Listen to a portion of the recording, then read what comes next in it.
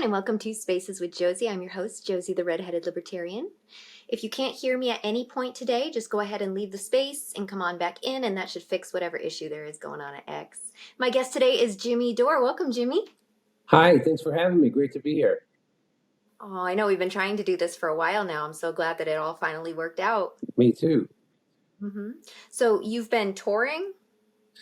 Yeah, so we've been all over the world. We were in the UK, we were in Ireland earlier just in June, I guess we were. We were in Canada, and now I'm going to Rutherford, New Jersey, Manhattan, going back to Canada, Edmonton, Calgary, and Vancouver, and then Chicago and the Midwest, and Hermosa Beach. We're everywhere. So yeah, we're doing everything, and I have a special coming out. Hopefully, it'll be out next weekend. It's called "Grabbing by the Pussy." So Ooh. I don't know if that's too much of a title for some people, but I just think it's funny. And Tremendous. okay, thank you. So I filmed it at Joe Rogan's Club, and back at the end of February. So it should be ready to go. And where is it going to be coming out? Is it going to be a Netflix special or on your I think website? I'm just going to release it probably on YouTube. Okay. All right, cool. It's gonna be a lot of fun. What should we I expect? go a little in that too one? hard in the paint on Israel for anybody to pick it up. And the last special I did was called "COVID Lies Are Funny," and I went a little too hard on the COVID for anybody to want to pick it up. And in fact, I couldn't even release that special on YouTube. I can only release clips of it because it violated YouTube community standards because I was telling the truth about the vaccine and COVID and lockdowns and masks and Dr. Fauci and ivermectin and hydroxychloroquine. So that's what you get, when you're going to talk about stuff like that. The establishment isn't going to want to platform it, as they say. So I put "COVID Lives Are Funny" out on my website, and so I might do the same thing with this one. I'll release clips on YouTube, and then people can go to my website to watch the whole thing. We'll see what happens. Oh, that's exciting. I'm really looking forward to Thank you. watching that. And speaking of going too hard on Israel, we're probably going to be doing a little bit of that today on the show. Oh, is that possible now? Yeah, okay. Yep. Well, X, it's a free speech haven over at X. We can talk about whatever we want there. And I go on Rumble, not on YouTube, so it should be. Oh, okay, great. Yeah. So the first thing that I wanted to talk about was the pedophile from Israel, Tom Atrium Alexandrovich. He was this Israeli cyber official, and he was detained in Las Vegas for allegedly luring a minor. And then he was released into Israel. And I just wanted to get your take on that. Do you believe that that was political influence that might have played a role into that, or just another example of the system protecting powerful people in powerful countries? Well, isn't Israel has the highest concentration of pedophiles in the world? Don't they offer like some kind of weird safe haven? Somebody put out some sort of a heat map about that a few months ago, I remember. Yeah, I said there were news reports on establishment news channels talking about how Israel is kind of a safe haven for that. So no, of course that guy got picked up in a pedophile sting, and he's a deputy to Benjamin Netanyahu. So I'm sure the White House intervened, and just like the Saudis were allowed to fly their jet out of the America on 9/12, they let the pedophile go back to Israel. Well, that's unfortunate. I mean, I'm two things. I'm America only, and I'm anti-pedophile. And so when something like this happens, it's very, it doesn't rub me the right way. And you're seeing patterns of this sort of thing happening, whether it is with Israel or whether it is just with pedophiles in general, with the Epstein list and everything at the same time. So it's just the perfect storm of everything in the news right now kind of just happened with this one story. Yeah, I covered it. I was lucky to catch it on Friday, and I covered it on my show because I always like to go to Twitter to see what breaking news is as I'm doing my show, and that was the breaking news. I couldn't believe it, but I can believe it. So I did want to get into the war in Palestine with you a little bit. it's really hard for me to get somebody who's pro-Israel onto my show. They're very vocal on X, but to invite them on and have me ask them questions, it doesn't happen. But I'm able to get people who are just anti-war or anti-Israel onto my show pretty easily.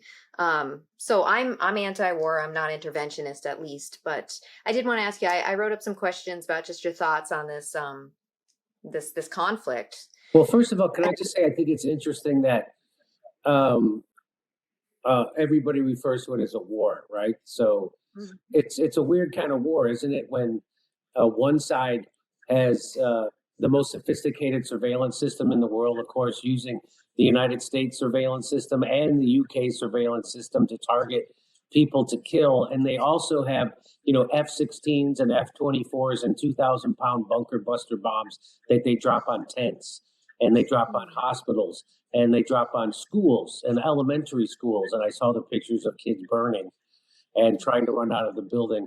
And and so that is, and the other side, so that's what one side has. They have F-16s, F-22, 2,000-pound bunker buster bombs, and the most sophisticated surveillance system in the world. And the other hot guys have hang gliders and Adidas sweats. Those don't seem equal. That doesn't seem like a war. That's why this is a genocide. That's like saying because maybe a couple of Jews had a pocket knife in Auschwitz, that made it a war. That doesn't make it a war, right? So and I also like that. I think it's funny when people will quibble with the term genocide, and they're like, "No, it's an ethnic cleansing," Mhm. so they can make it sound like they're cleaning them. We're just cleaning them. It's they give them a nice shower, kind of like in Auschwitz. It's but it's a little different kind of shower. A And little bit of a yeah, so the parallels are remarkable between uh, what was done to the Jews and what the Jews are doing to the Palestinians. It's remarkable, and now they literally have them in. I mean, Gaza was an open air concentration camp. I didn't make that term up, but Mhm. that's exactly what it was or is. And now they are putting people in cages, and when they go to get food, they shoot them. So yeah, then this was always the plan. This was never not the plan. This was these aren't oopsies. Wasn't it? Do you remember when they bombed the first hospital and it was such a big deal, and they had to try to go plant fake evidence to try to cover it up and make it seem like Hamas was operating out of there when they weren't. And so, I mean, it was a story for at least like a story every night for at least a week or two, and it was a big deal. And then they just went ahead and bombed all the rest of the hospitals, and nobody ever cared again. Or it didn't become none of no at no point did they become big stories. So yeah, they bomb when you're bombing hospitals as a matter of course. You're bombing, mosques and churches. When you're bombing schools and UN sanctuaries, and then when you tell them to go to a refugee camp, and then you bomb the refugee camp. So this is they're the modern day Nazis. Yeah. So what you had said earlier about having this advanced technology, this is something that's never sat right with me. They have this advanced technology, right? And they have this Iron Dome, and they have all of this, and they have America backing all of it. How did they miss 10/7? How did they miss it? Yeah, they didn't. Hmm. That's the whole point. Not only did they not miss it, they had the plans that about 10/7 a year earlier. We now know through testimony from soldiers that were on the fence, they were told to stand down during October 7th, and um, Hamas was funded by Benjamin Netanyahu and the Israeli government uh, over the PLO because they wanted a more radical group to represent Palestine, so they could say they don't have anybody. Uh, they don't have anybody to negotiate with. They're terrorists, so that's why they prop them up instead of a secular group like the PLO. But your question was, how did it happen if they're so? It happened because it was allowed to happen. It was on purpose, and so they told those soldiers to stand down, and they didn't respond for hours. And and when they did respond, they employed the Hannibal Directive, which, if you know what that is, that means that they don't want Hamas to take Israeli prisoners, so they kill their own Israeli citizens, which is what they do. All those cars that were burned, Hamas doesn't have the ability to do that. That can only be done by attack Apache helicopters and stuff like that. So that was done by the Israeli military, and they probably killed at least half the people that died on October 7th. And then they made up stories about the rest. So yeah, it was at the very least it was 100% allowed to happen, so they could use the October 7th attacks as a pretext to go in and implement the plan they've had all along, which was to wipe out Gaza, make it unlivable, ethnically cleanse Gaza of the Palestinians, ship them to, kill a lot of them, ship the rest of them to who knows where, ship them to Egypt or wherever, Jordan, wherever they think they can send them, and take over the West Bank. But that's not where it ends, because it's a thing called the Greater Israel Project. And if you know anything about that, it extends into Egypt, Iraq, Syria, past Damascus, Lebanon. So, and they're on their way to doing it. Now, do you think the driving force behind this is power control, or is it these, they have these gas deposits? It's 453 billion in gas deposits. Do you think this is kind of a combination of everything, saying, okay, now we need to have the West Bank? Yeah, well, Israel wanted to become an energy exporter, which is another reason for the Ukraine war and the blowing up of the pipeline, the Nord Stream pipeline, right? So that we could provide energy, United States could provide energy to Europe, and so could Israel. But yeah, it's a perfect storm of all those things. There's the Greater Israel Project. There's the idea of Zionism itself. Plus, they discovered all those fossil fuels underneath Gaza and just off the coast. And so that probably has increased the urgency to get this done. And so they're doing it. Now, I had read that you had written something about, do you condemn Israel's 75-year occupation is not asked as often or at all when it comes to, do you condemn Hamas? Yes, why do you think that? It's always, do you condemn Hamas? Nobody ever asks, do you condemn the Israeli occupation? Do you condemn the Nakba? Do you condemn the bombing of the U.S. Liberty? Do you condemn siege warfare or the starving of the Gazan people? Do you none of that? They're never asked. Israel is a perpetual victim, and while they're actually the perpetrators of atrocities and have been, they're the occupiers. Do you condemn the Israeli occupation?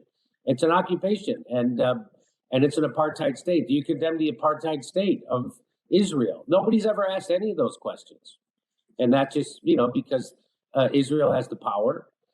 They have blackmail on probably most politicians in the West, and that's how they control everything. Now, do you believe that they're trying to, this is from a religious standpoint, do you believe they're trying to draw out the Antichrist? Do you know what I'm talking about? No, the Zionists, what I know about the Zionists is that they're not religious. Yep. And that in fact, the most religious Jews oppose the state of Israel, and it's not biblical, and it's a blaspheme. So no, I don't think that they think like that. I think that the Zionists are just, psychopathic, power-hungry maniacs. How do you believe U.S. military aid to Israel is fueling this? Well, this wouldn't be happening if there wasn't for the United States. That we could stop it tomorrow. We could cut off all aid, and that would be that. But Joe Biden wasn't going to do that, and Donald Trump isn't going to do that. So the point, I guess, there is your vote doesn't count. Yeah. What do you think happened? Donald Trump in his first term, he didn't start any new wars, but in this term, he seems kind of hawkish. What do you think changed?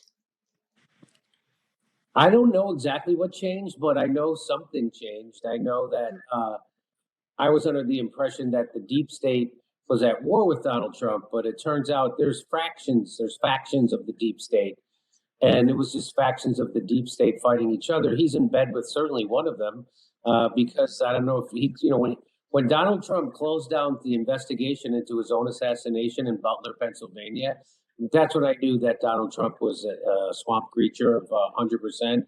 and that this was all swamp activity. And so it makes me question everything about the Butler, Pennsylvania shooting now. And the guy doesn't want to know. It's just like the Epstein. Oh, there's nothing to see here. Oh, nothing to see here in Butler, Pennsylvania. Oh, really? A guy who was spotted by cops 3 times was allowed to get on a roof where you had no protection. There was no Secret Service station, and they should have been. And we were given a garbage response, a reason why there wasn't any, because there was too big of a pitch on the roof. But the guys who shot that guy were on an even more pitched roof. So none of it makes sense. They replaced the Secret Service with these 5-foot women to protect a 6'2" guy. And but he doesn't want to know anything about it. So it makes me think that he was in on it somehow. It almost feels like, well, we missed this time, but we're not going to miss next time is what it really felt like to me. If anybody in the audience has a question for Jimmy or a question for myself, you can go ahead and request to be a speaker down there at the bottom, and I'll make you one. We'll take questions in a little bit. Judge Napolitano said that he was on a phone call with Donald Trump at the end of his presidency, and he asked him, hey, why didn't you release the JFK files? And Donald Trump said, well, if you saw what I saw, you wouldn't release them either. And unfortunately, Judge Napolitano didn't ask him, well, what did you see? Or if he did, he didn't tell us what the answer was. So, yes, they used Donald Trump's first term. They tried to completely dismantle his and undermine his administration by Russiagate. So the Russiagate served 2 purposes. It's the first purpose was to demonize Donald Trump and discredit his presidency, and try to deem it ineffectual, right? So he couldn't do anything he wanted. The second one was to get America manufacture consent from American citizens for a Ukraine war. And so they had to build up the boogeyman Russia, and they did that, worked perfectly. And so mindless, moronic Americans who are easily propagandized went along with that war because they had been set up with 6-7 years of Russiagate. So those were the 2 points or 2 reasons for Russiagate, and they both worked perfectly. So maybe that's why he didn't start a war in his first term, because he was too busy. He actually maybe was at odds with the deep state back then, and he didn't really know what he was doing. And so they, when he did try to pull troops out of Syria, they actually lied to him and said they did, but they didn't. So there was treason going on all over the place. And so whatever deal he had to, for the CIA to allow him to become president the second time without killing him, or without, flipping votes or rigging the election against him, he had to make some sort of deal. And the deal was, hey, I'm going to go along. He's still funding the Ukraine war. He's still funding the genocide in Gaza. He bombed Iran. He bombed Yemen. And he upped the Pentagon budget over $200 billion.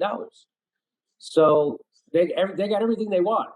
$200 billion. Imagine what we could do with $200 billion if we spent it on America instead of spending it and putting it in the pockets of weapons manufacturers. Imagine what we could do with $200 billion in America. We could have a functioning infrastructure. Yeah, they keep breadcrumbing us. Imagine what we could do with $1 trillion. And it's funny how he talked about he talked about it like it was some kind of win like it was a goal we were trying to achieve. Hey, we did it. We got $1 trillion Pentagon budget. Oh, you're going to love it. We did it. Like, what? That's like saying, oh, great. I officially am obese. I did it. I ate so much food. I'm obese. We did it. It's like, no, that's an anti-goal, what he celebrated. So, among many other things, Donald Trump, his presidency has been for me, a complete disappointment. It's funny that I still see people out there saying, oh, he's gotten more done. I think that's just propaganda. Oh, he's gotten more done. He's gotten shit done. He's gotten a few things done. I'll give him credit where it's due. He got a good deal with the European Union with the tariffs. Now, I don't think they've ratified that yet, but he did roll right over Ursula von der Leyen, no problem. So he got a great deal for us with the European Union. So I'll give him credit for that. And he also brought an end to the Armenian I can't say the name. Uzbekistan. Yep. So he brought a peace deal, which everyone thought was impossible, and they Hmm. got it done. And it came with security guarantees from the United States, and so those are the two things I'll give him credit for. But there's nothing else really. He certainly hasn't brought in an era of free speech. Hmm. Yeah, I liked him in his first like 3 months as president when he was really um, when it came to the social issues, like getting boys out of girls' sports. I'm a mother of female athletes, so that was very important to me for him to be doing that, and he did it, and I respect that. But it's like something just shifted around May. It just all changed, and we had a totally different president than the guy who ran. Yeah, I mean, yes. So, yeah, but then he started, creating new hate speech laws, right? And Yep. so, and what I say is anybody who says they're fighting hate speech are just people who hate speech. And that couldn't be any clearer, right? So Donald Trump, and it's like, hey, did you release the Epstein files? No, but I can deport a college student for having the wrong thoughts about Israel. How's that? Does that work? And Yeah. so that's where we're left. And now he's going to try to clean up the homelessness in D.C. and other cities, which again I'll give him kudos for at least talking about it because there are no other politicians that even bring it up. But his big idea was he said I'm going to evict them, and I'm like, I don't know if you understand how homelessness works, Mr. President. They've already been evicted. Hmm. That's why they're on the street. So unless you plan on putting them in an apartment and then evicting them from the apartment, they're already evicted. You can't evict them. But what he means is we're going to take them off the street and put them in prison, which much cheaper to put them in housing than it is to put them in prison. But there's a prison lobby, and they got to Donald Trump, and that's why he's got $45 billion in the big beautiful bill for new prisons for ICE. And so don't think they're not going to use those for American citizens on the street. A lot of those people are veterans. Keep that in mind. So it costs $130,000 a year to incarcerate one person in California. So I bet you could. I bet it's cheaper to put those people in an apartment or in a hotel. I just have a feeling it is. But no, they're going to put them in because this is the end stage empire is what we're in, right? So Donald Trump is supposed to come in and cut the deficit and get our fiscal house in order, and he's supposed to get us out of those wars in the Middle East and invest that money back in America. He's not doing any of those things, right? He's continuing the war. He started a new war with Iran. And he's not investing that money back in America. He's giving that money to empire, which is the military industrial complex, overextending ourselves militarily, which is exactly how all empires end, which is why we're at the end stage of this empire. Half the country can't afford a $500 emergency. He just gave $200 billion more to an already bloated Pentagon that can't pass an audit. We don't even know how they're spending the $800 billion we gave them last year, so we're going to give them $200 billion more. So that's just 100% corruption. It's exactly what Eisenhower warned us against, the undue influence of the military-industrial complex. So it's the military-industrial complex, it's Wall Street, big pharma, fossil fuel companies, and insurance companies, and they run this goddamn country, and big tech. And so that there you are, and that's why they're getting around. They're getting rid of the Consumer Financial Protection Bureau, and they had to lie about it to get it done. They had to say that the Consumer Financial Protection Bureau were the people who were debanking you. It's the exact opposite. It's people like Venmo. It's people like Google Pay. It's people like Apple Pay. It's people like what is it? Patreon.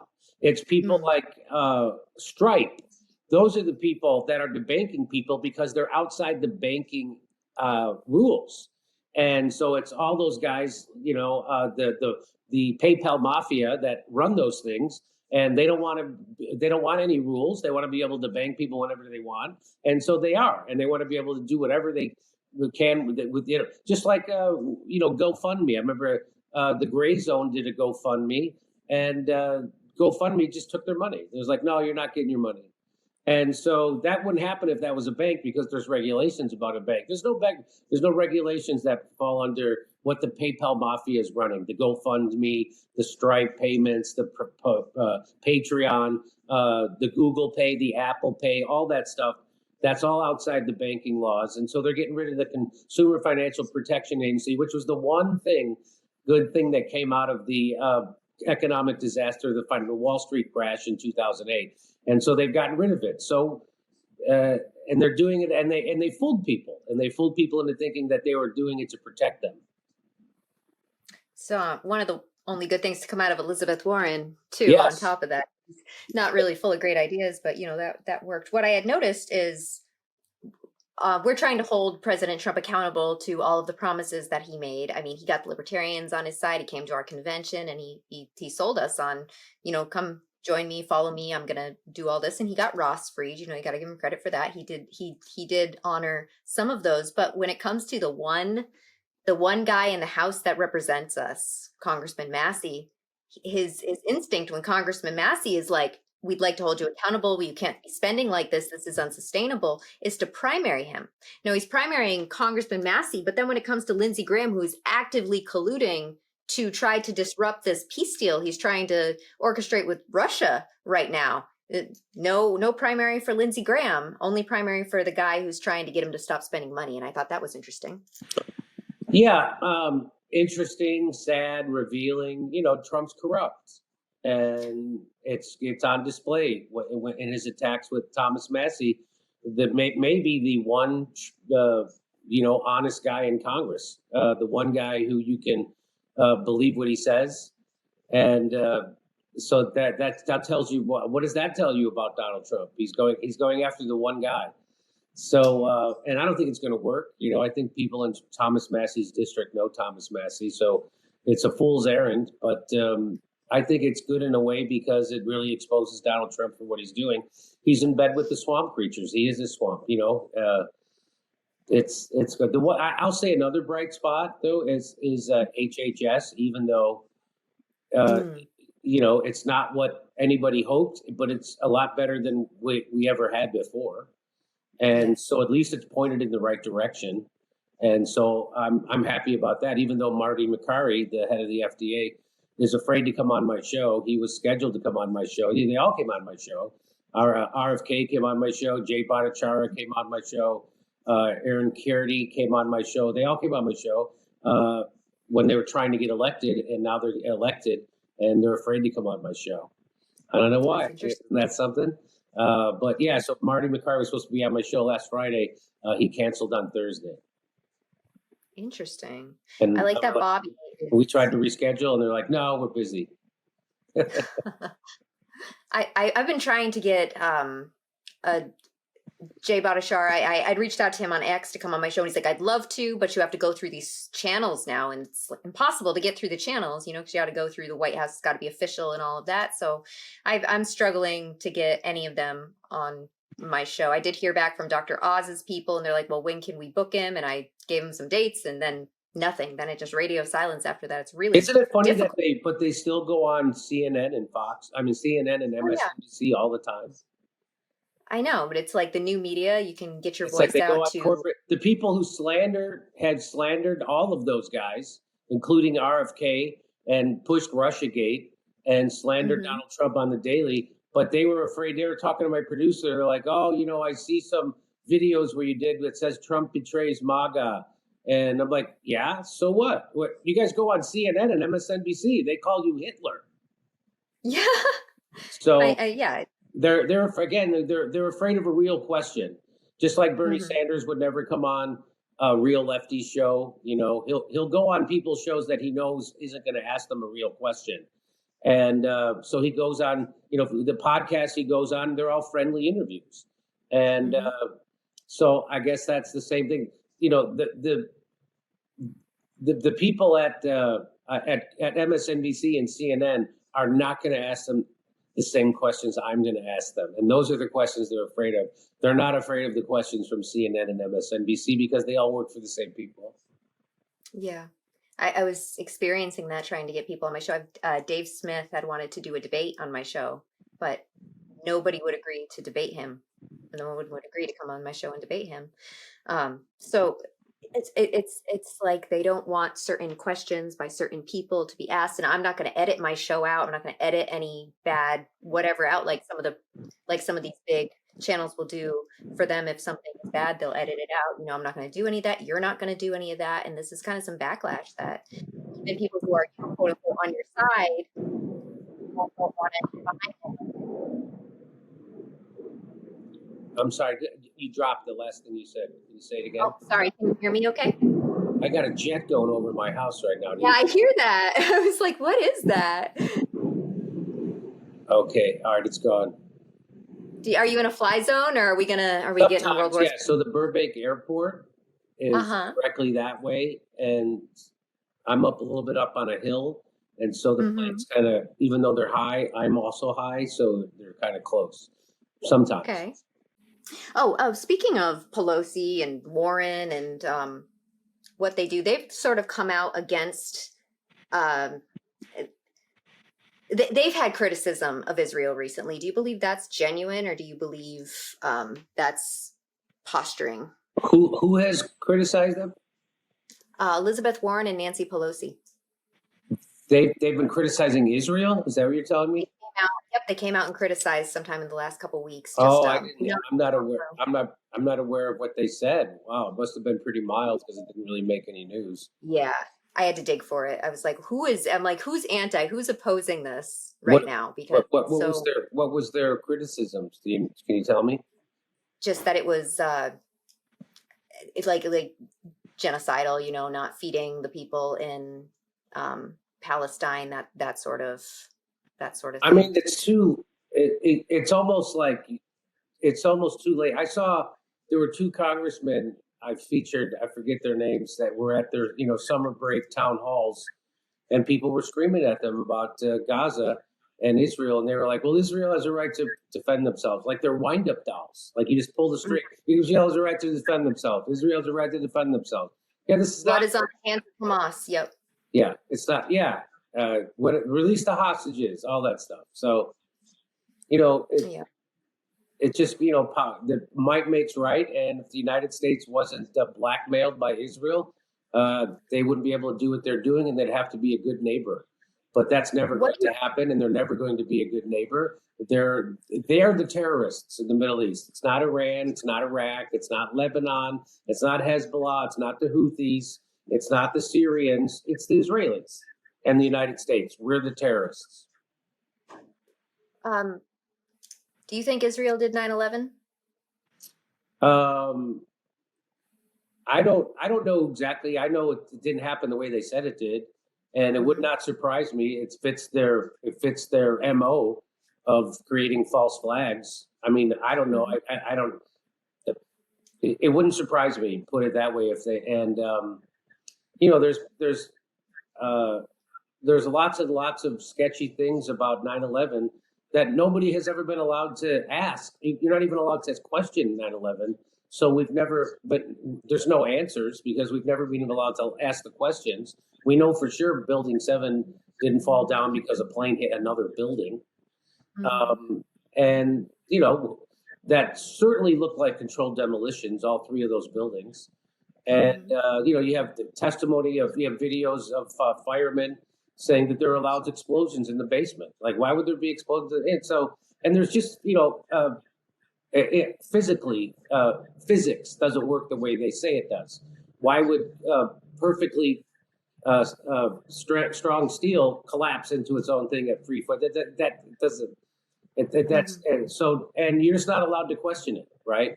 And the same thing goes with the Oklahoma City bombing, right? So Tucker just had someone on debunking the official narrative about that.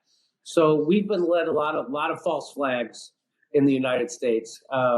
Is Israel involved in them? I wouldn't doubt that they were involved with them, but I'm sure the CIA is also involved in them. Don't forget, CIA does not work for the president. The CIA, who do they work for? I'm not exactly sure.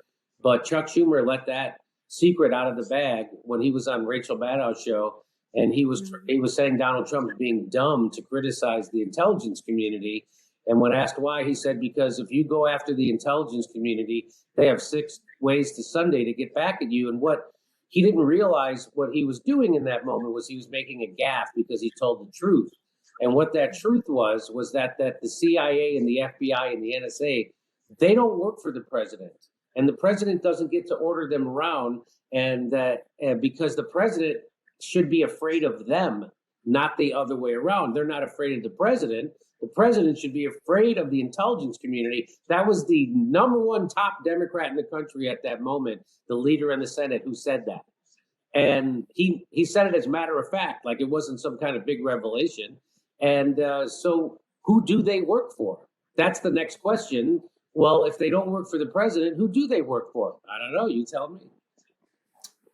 Yeah, and I mean, I'm a constitutional historian, and the idea that we have unelected bureaucrats that are running the world essentially with pull over America and giving us the illusion that we have freedom, that's alarming to me. Like, how do you even fight that? It's invisible. We don't know who the enemy is. We don't know who the enemy's working for.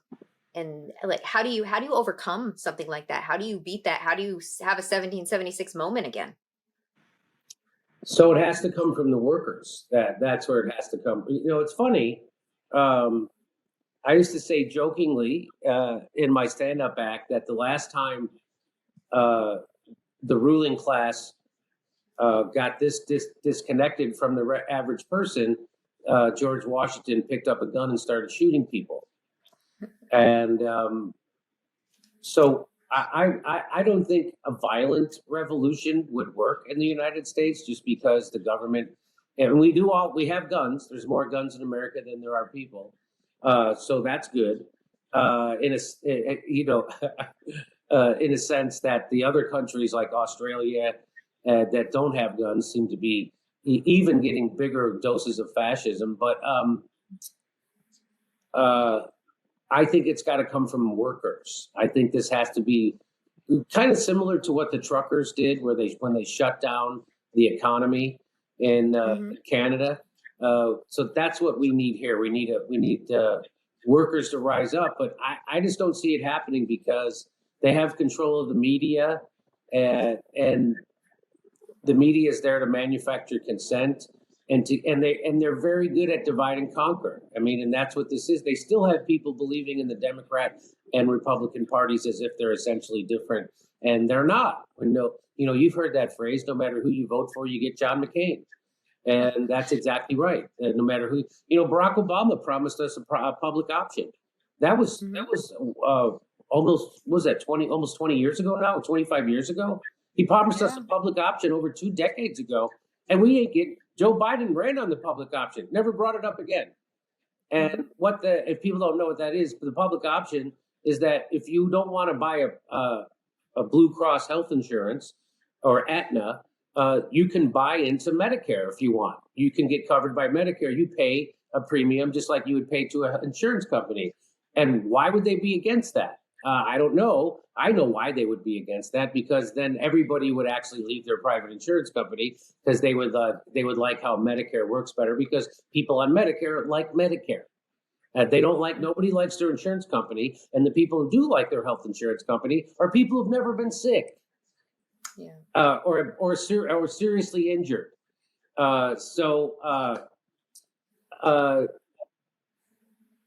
I forget what the question was, but my answer is that we're all over the place, and I love it. We're everywhere. We're going to need a revolution that comes from the workers. We're not going to be able to vote our way out of this. Donald Trump's presidency is proof of that. We're not going to be able to vote our way out of this because one example is the Epstein files. Believe me, that's not the only pedo ring that's being run to compromise. They're doing honeypot operations and pedo rings all over the place to get the powerful people compromised. Mm-hmm. Something interesting, Marquis de Lafayette, he had said the reason so he fought in the American Revolution and he also fought in the French Revolution. And he had said the reason that the American Revolution won and the French Revolution failed was because of America's value for individual liberty and individual sovereignty and rights and natural rights. And so they were coming for people who had come here and lived on the frontier. This is the people that they were fighting, and it was a totally different culture than the French Revolution. So while the French Revolution was a uprising from the workers, it ended up failing because they didn't share the values that the people on the American frontier shared when it came to valuing their liberty so much. So it would have to be some sort of mix of the workers rising up but having American values, which we're really seeing. We're really seeing American values sort of come to the forefront again, and people not being ashamed to be American again. And we haven't seen that in a really long time, so it's kind of nice to see that once again. Well, it's weird how the French have a much stronger tradition of worker solidarity than we have in the United States, and that's what we're going to need to have a revolution that changes our government, gets corporate money out of it, gets the military-industrial complex out of running our government and Wall Street, big pharma. And that's what's happened. So we're no longer, it was in 2015 they proved scientifically that the United States is not a democracy, that we're an oligarchy, and we are. It's obvious. It's obvious your vote does not count. And and I used to tell people, well, we're not a democracy. We're run by a cabal of people. And he said, oh, really? People would say, really? You think they have secret meetings? And I'm like, they're not secret. It's called a session of Congress.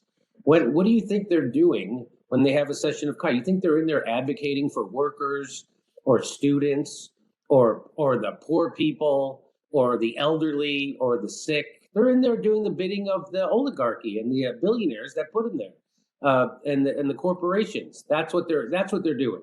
Which is why we still pay 100% more for our healthcare in America with way worse outcomes, and we have probably the worst outcomes in the Western world. I think we're below Moldova, for heaven's sake. And why half of Americans still can't afford a $500 emergency, while 50% of workers earn less. Wage earners earn less than $30,000 a year. 80% of workers live paycheck to paycheck. These are the results of an oligarchy and not living in a democracy. And I don't know how bad it has to get for people to rise up, but we're turning into more of a police state. So Trump's big idea is to just lock people up, give $45 billion to the prison to build new prisons instead of $45 billion to build drug treatment facilities or mental health facilities or affordable housing. Or how about we stop letting Chinese billionaires buy up property in the United States, which drives the price up? How about we do that? How about we do something America first? Something like repealing the income tax. When I think of what makes me struggle the most of anything, it's tax. It always goes back to taxes. It goes back to money.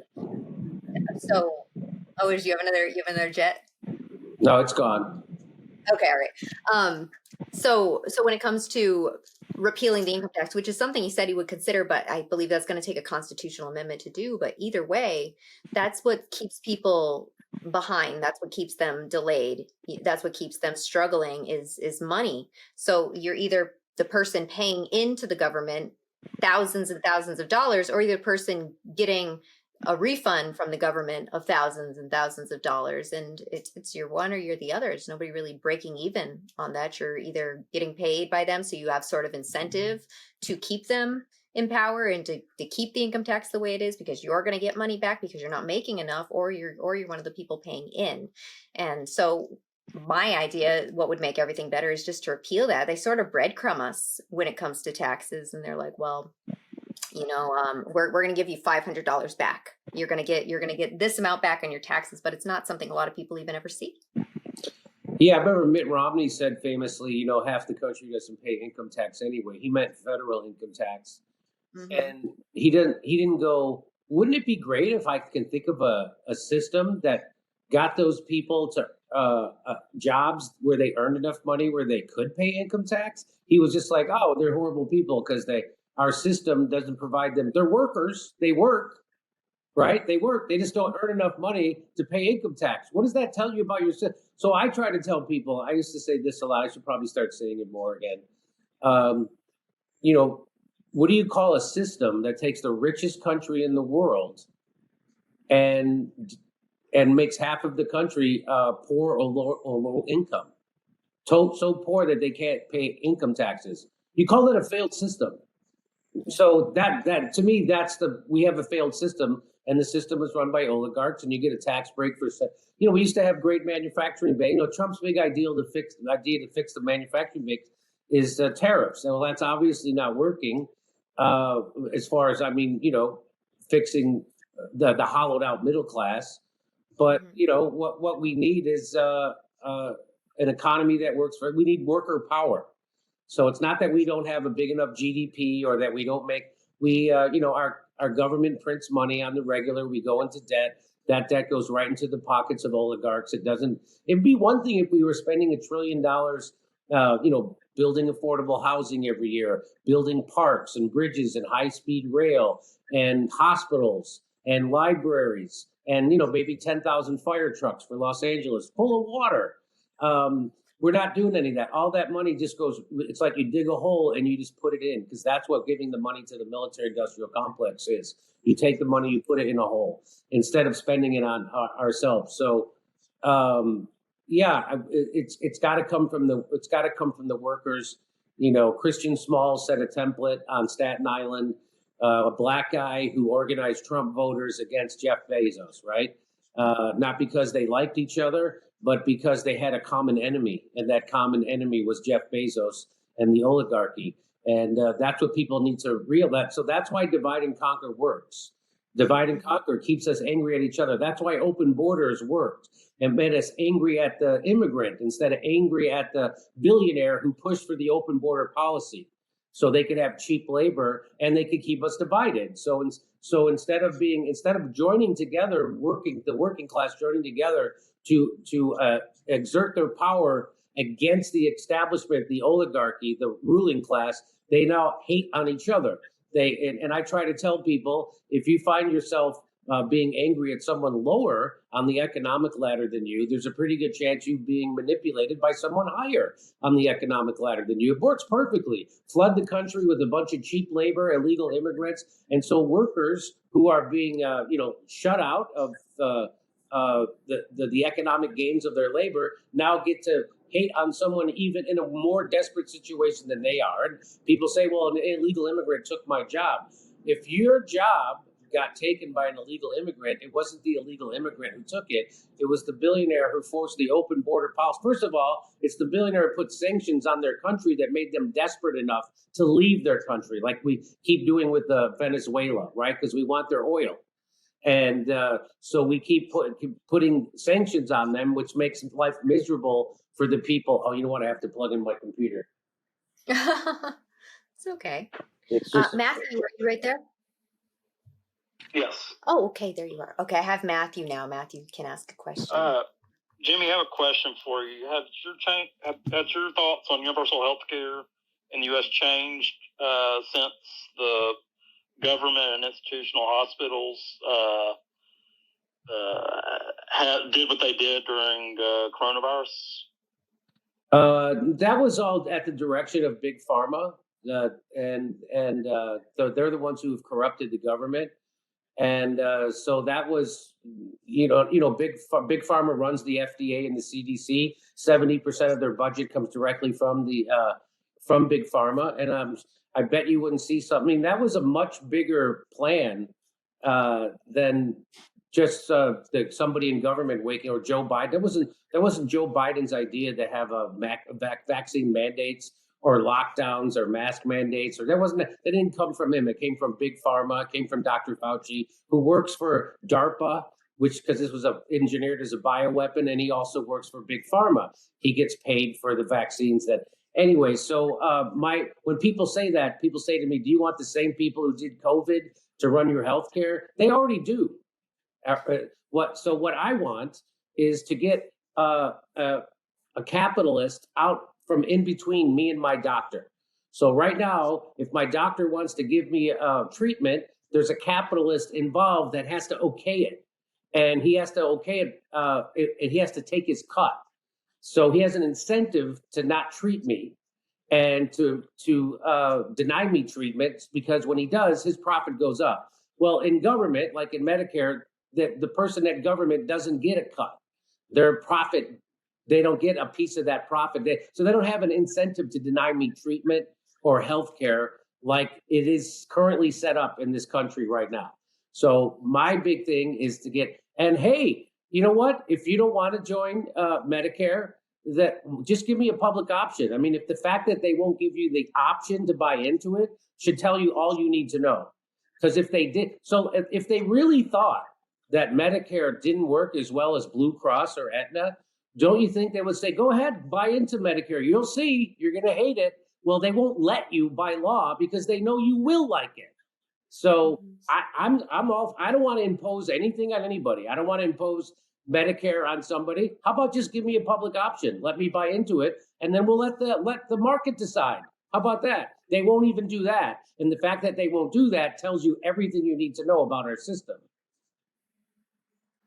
It's a great question, Matthew. The current, at least it's my understanding, the current issues we're having in medical care right now are reimbursements by insurance, which is tied to Medicare reimbursement rates, which keep getting slashed. Like everything else, it as the costs go up, they push it on the people providing the service to say, hey, do more with less. And I think they're making the doctor shortages worse, especially after they slashed the and just so we didn't actually have a balanced budget in the 90s. That was all front-loaded tax dollars that were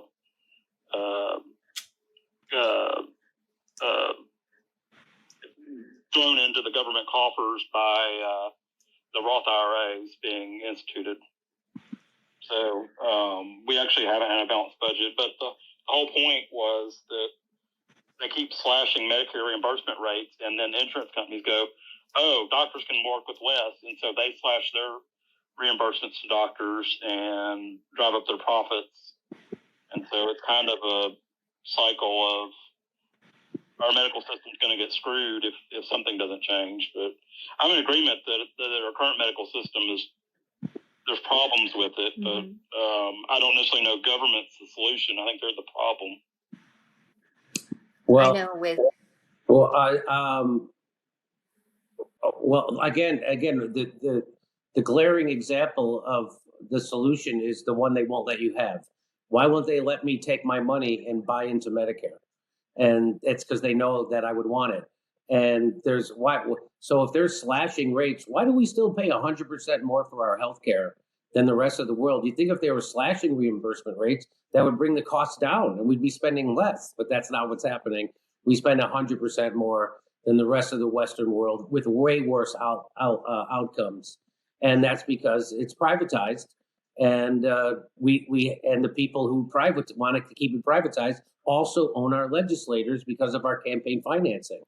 And the only, this all goes back to campaign financing and the way we do our campaigns.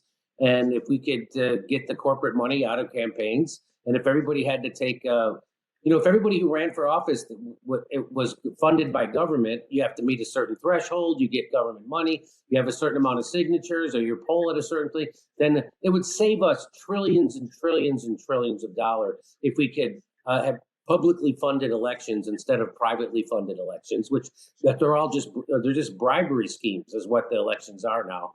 So that's how if you want to clean up the healthcare, just like you want to clean up everything else, you want to end the wars, you gotta get rid of our campaign finance system. But I don't think that's going to happen unless we have some kind of a real revolution, kind of like they had with the truckers. I mean, based on that kind of model.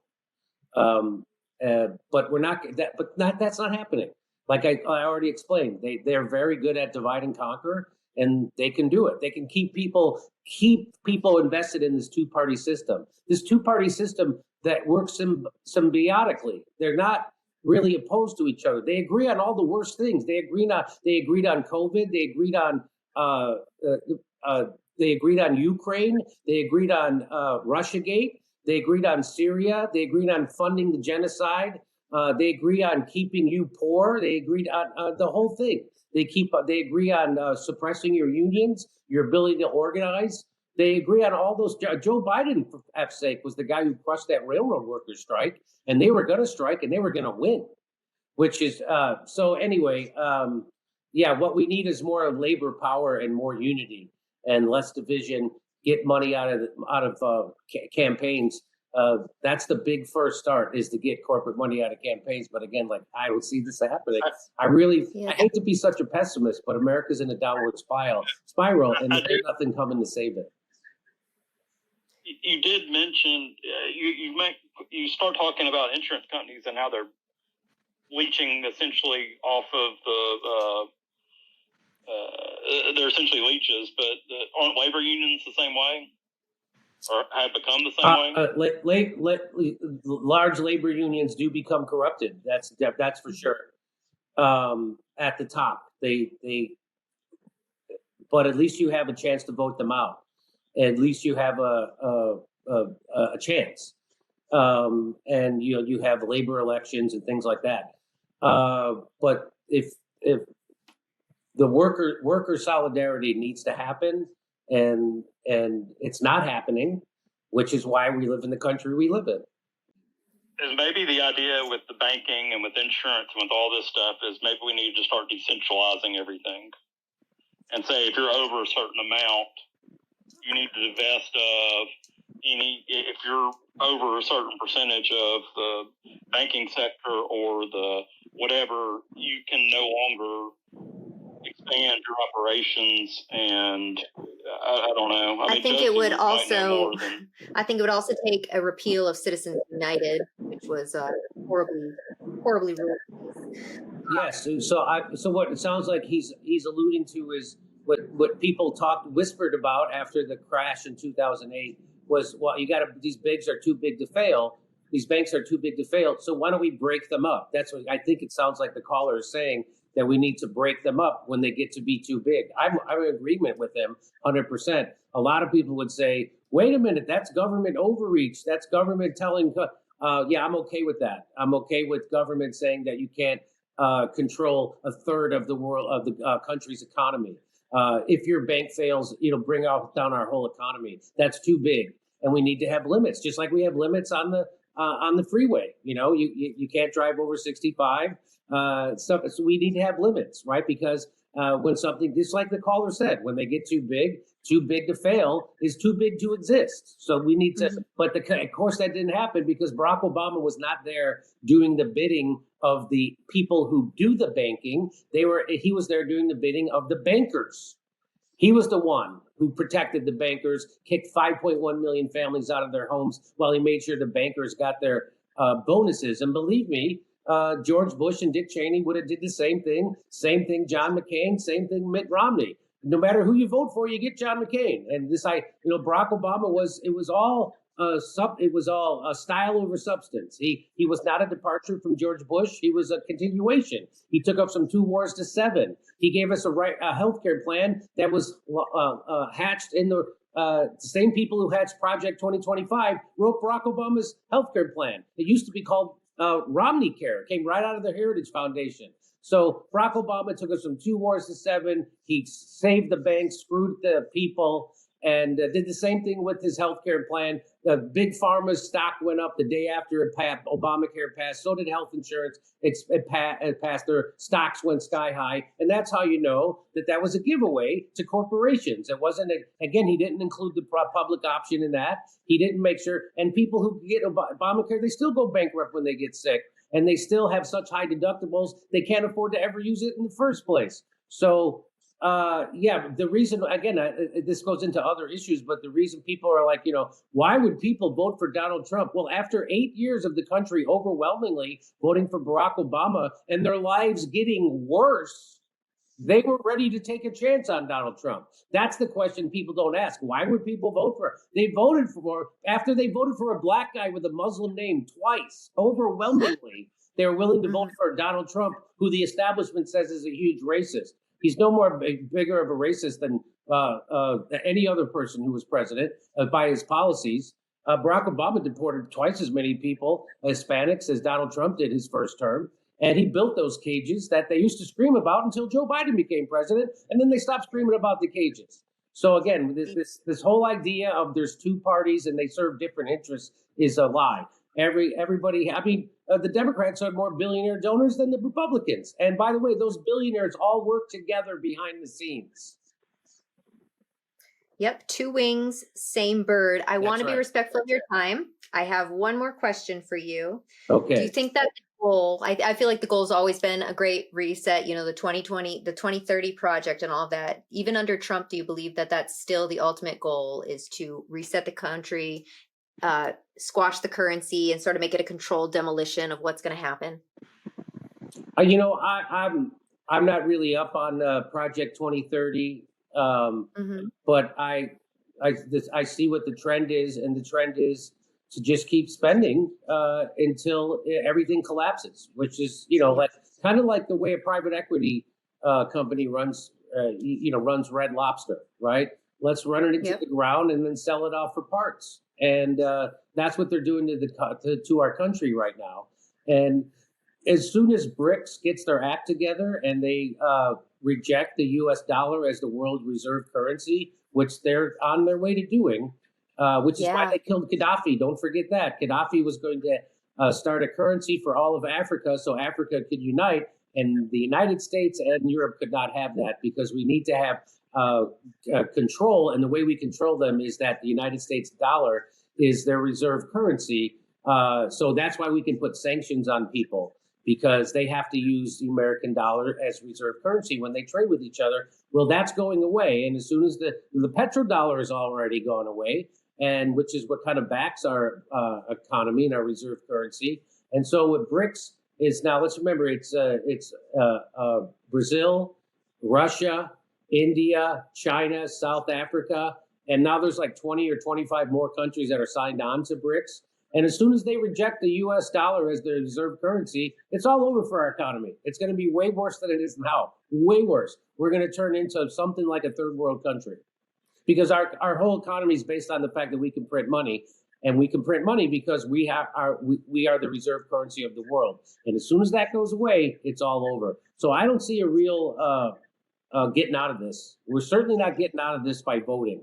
It's got to take some extreme action, some extreme organizing, people coming together, them realizing your neighbor isn't your enemy, that your neighbor is suffering under these same oligarchs the same way you are suffering, and that it's a ruse to think that it's just like when you see a congressman get on stage and he tried to make people, so they're cutting Medicaid, right? And a lot of MAGA people are on Medicaid, right?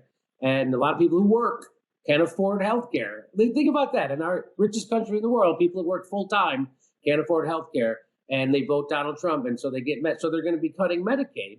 And people were booing these congressmen, and the congressman tried to divide them. And he said, "What do you think? A 28-year-old healthy kid who doesn't want to work should get free health care?" And they all said yes. And you know why? Well, there's two reasons. The first reason is because they work their ass off their whole life, and then they get sick and they get screwed.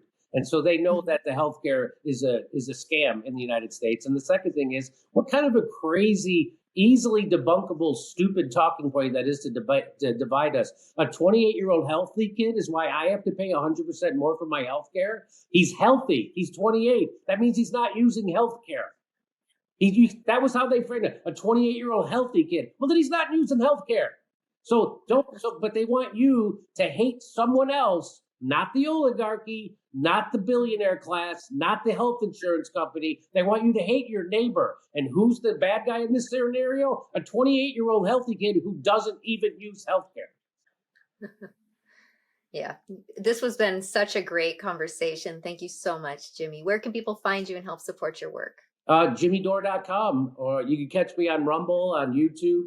But if you want to go to my website, sign up to be a member. It's $10 a month, and you get to see all my comedy specials. COVID Lies Are Funny, my new one coming out, Grab 'em by the Pussy, and all the extra content we give you. Go to JimmyDore.com. All our videos are there. All our stuff is there, and our schedule for our tour. So we're on tour. We're probably coming to your town soon. Go to JimmyDore.com and come see me live. It's always a fun time. People love it. Thank you so much, Jimmy. My pleasure. Thank you. All right. Thank you, everybody. Take care of yourselves. Take care of each other. Stay free.